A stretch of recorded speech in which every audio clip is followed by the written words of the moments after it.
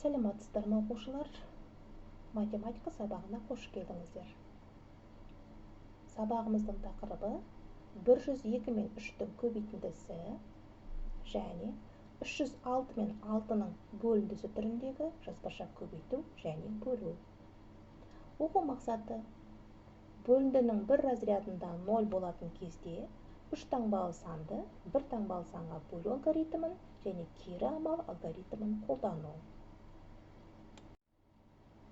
Бүгінгі сабақта сіздер екінші разряды, яғни ондығы 0 болатын 3 таңбалы санды 1 таңбалы санға көбейту және бөлу алгоритмін, яғни қадамдарын үйренетін боласыздар.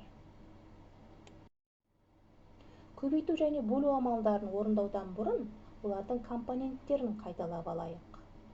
Көбейту компоненттері: көбейткіш, көбейткіш, көбейтіндінің мәні.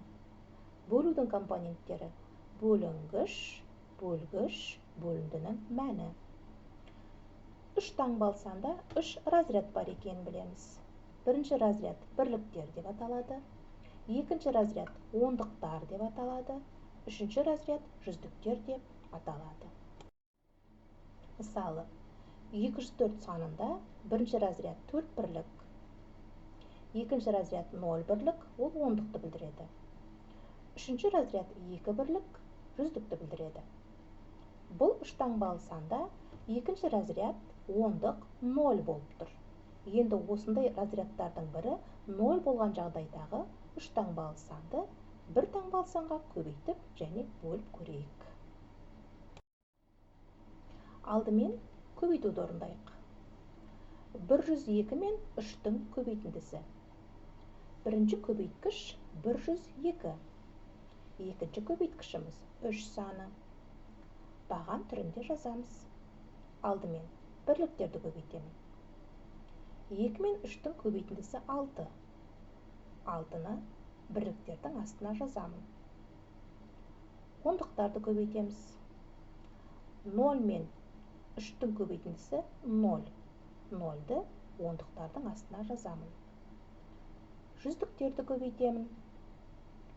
1 мен 3-тің көбейтіндісі 3. 3-ті жүздіктердің астына жазамын.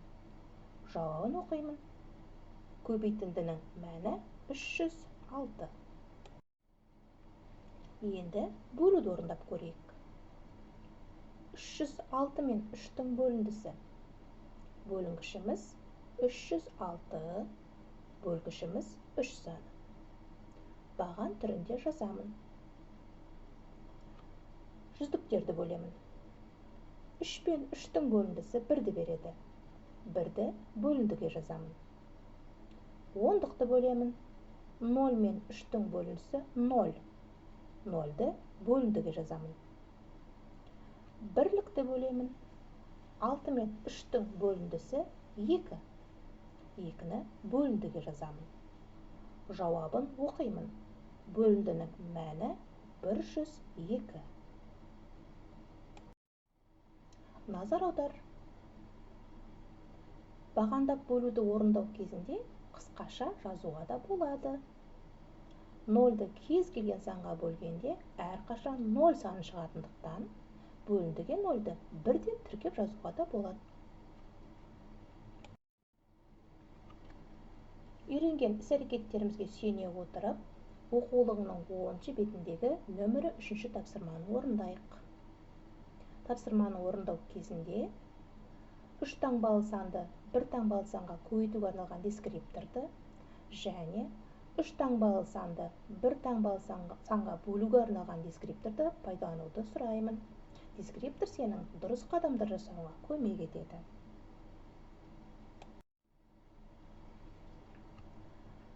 Оқулығымыздағы 11-ші беттегі нөмірі 7-ші тапсырмаға қарайық.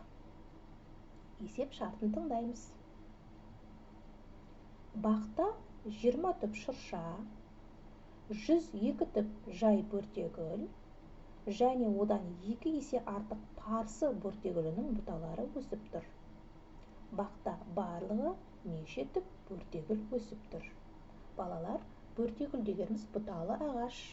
Оны біз сирен деген атаумен жақсы білеміз. Суды өте жақсы көретін бұта ағаштың бір түрі.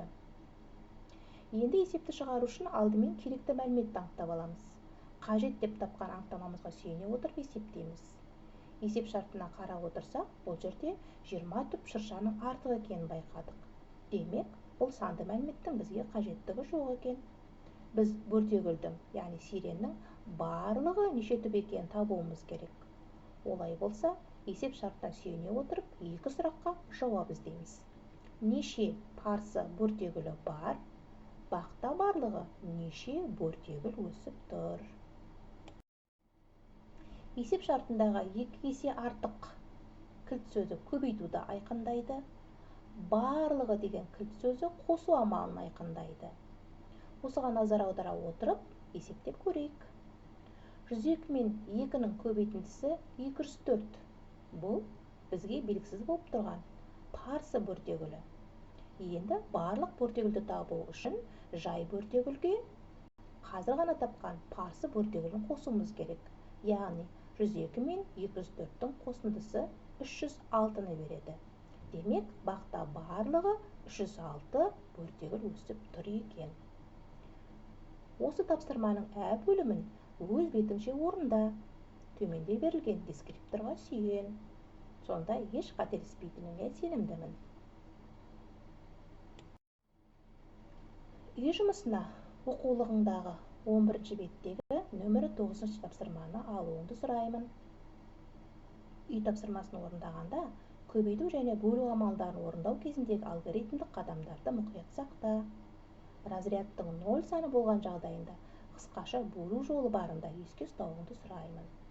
Рахмет, сабағымыз аяқталды. Зейіндеріңіз ашылсын.